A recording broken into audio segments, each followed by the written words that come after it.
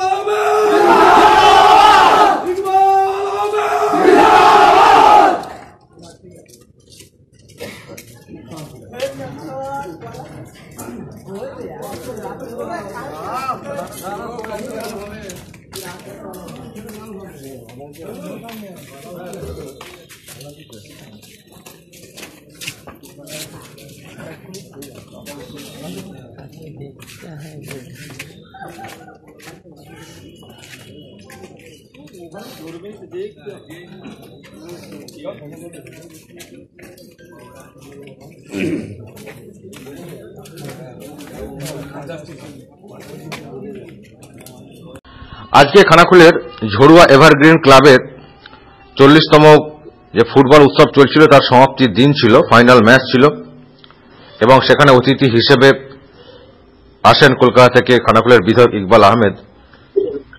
যদিও তিনি মাঠে পৌঁছতে পারেননি, কারণ প্রচন্ড অসুস্থতা কাটিয়ে তিনি এই ক্লাবের কর্মসূচিতে যোগদান করার জন্য খানাকুলে এসেছিলেন।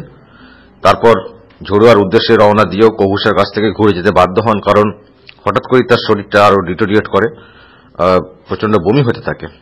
এমনই পজিশন হয় যে তাকে ইমিডিয়েটলি ডাক্তার দেখানোর প্রয়োজন হয়ে পড়ে, যার ফলেই তাকে দ্রুত কলকাতা ফিরিয়ে নিয়ে যাওয়া হয় পরিবারের ডাকে। এবং যারা উদ্যোক্তা ছিলেন ঝড়ুয়ার, তারাও কিন্তু বিষয়টিতে সেটাই মনে করেছেন যে তাকে ইমিডিয়েটলি বাড়ি ফিরে যাওয়া দরকার রয়েছে, খেলার মাঠে না গিয়ে।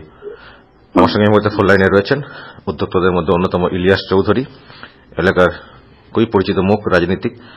ইলিয়াস সাহেব, তাহলে ইকবাল আহমেদ আপনাদের খেলার জন্য অসুস্থতা কাটিয়ে এক প্রকার মনে জড়িয়ে বলা যায় তিনি খানাকুলে তাহলে এলেন?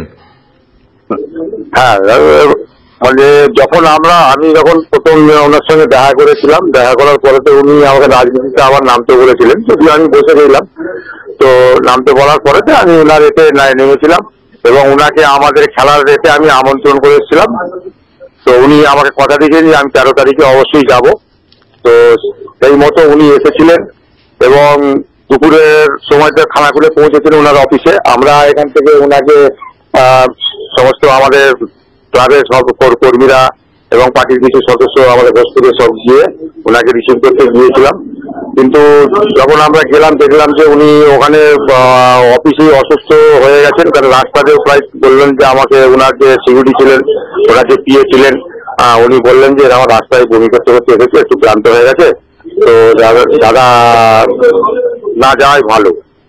তো আমি ওনাকে বললাম যে ভাই একবার শুধু আপনি গ্রাউন্ডটা টাচ করে চলে আসবেন, আপনাকে আমি গাড়ি থেকে নামাবো না বা এও করবো না, আপনি শুধু গাছটা ড্রাইভ করবেন। তো আসার পরে উনি সঙ্গে সঙ্গে রাজি হয়ে গেলেন, আমার সঙ্গে বললেন তো চলুন বলে গাড়িতে উঠে আসছিলাম। আস্তে আস্তে যখন মানে কবুসার কাছাকাছি এসে দেখলাম যে আবার দুবার প্রায় বমি করলেন।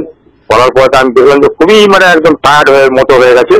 আমার তো মনে হলো যে ইমিডিয়েট হয়তো ওকে স্যালাইনের দিতে হবে বা এ করতে হবে, কোনো ট্রিটমেন্টের দরকার। তা আমি সঙ্গে সঙ্গে ওনাকে বললাম যে দাদা আজ যেতে হবে না আপনাকে, আপনার জীবনটাই হচ্ছে আমাদের কাছে সবথেকে বড়।